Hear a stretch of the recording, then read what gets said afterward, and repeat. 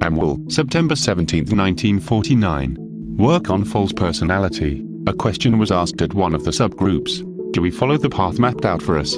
In answering a question like this, one must begin with what is meant by us. Most of you have heard that we are not one, but many different people, and also that we have in us two distinct things, one called essence, one called personality. Also you have heard that essence is under the law of fate and personality under the law of accident. As long as personality overpowers essence, that is, as long as personality is active and essence is passive, we do not follow the law of our fate. In that case, we cannot talk about a path mapped out for us.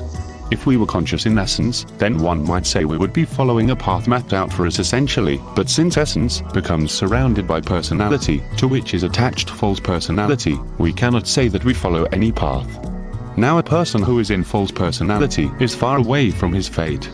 One of the greatest experiences of this work, after you have been in it for a long time and held onto it internally, is that you find yourself shifted from what you thought you were and literally told not to be that kind of person. It would be no good at all to try to change yourself if there were not something waiting ready for you to change into. False personality is composed of pictures of yourself, amongst many other things. False personality, in short, gives you an entirely wrong feeling of yourself and causes you to put yourself into situations that do not belong to you and have nothing to do with what you are fundamentally. False personality is a kind of painted up thing or a picture. So the work begins with self-observation, whose object is to free you from this wrong thing that you imagine yourself to be and which, as often as not, tortures you all your life. Now, getting free from oneself begins with making false personality more and more passive. That means not identifying with it. Your personality may be alright, that is, you may be a very good shoemaker. Remember that personality is what you have acquired from life, essence is what you were born with. As I said, you may be a very good shoemaker, and this is not anything to be got rid of, but suddenly you begin to think yourself the best shoemaker in the world. That is, you begin to have a picture of yourself as being the best shoemaker in the world, and whether you are or not, it makes no difference. You will be tortured by the pictures of yourself being the best shoemaker. To speak more deeply, you usually find that your false personality centers on what you are not really good at, what you want to be good at.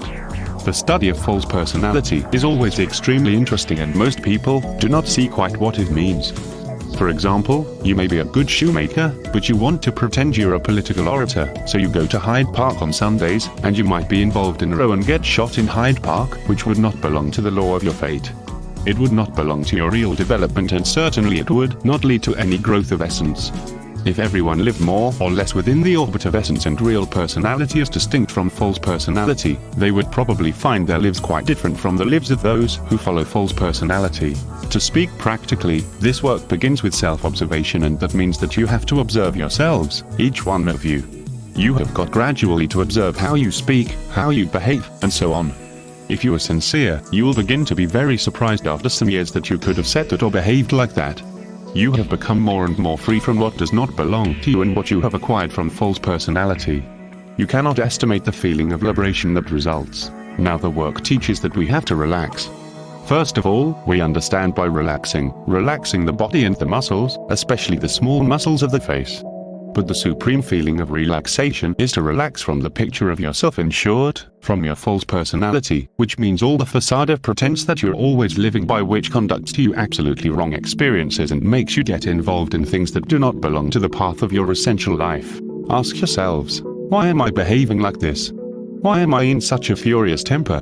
This leads to relaxation of your mind, relaxation of wrong ideas of yourself, and gives you inner peace. The trouble with life is that everyone is being something that he is not. A little sincerity, a little real observation, begins to make you think, what am I doing? Why am I behaving in this way? What is the matter with me? Because, if you have sincere observing eye, it will ask you, what are you pretending that you are? What are you playing up to? That will give you a movement towards essence, through which what you really are like will become more evident to you.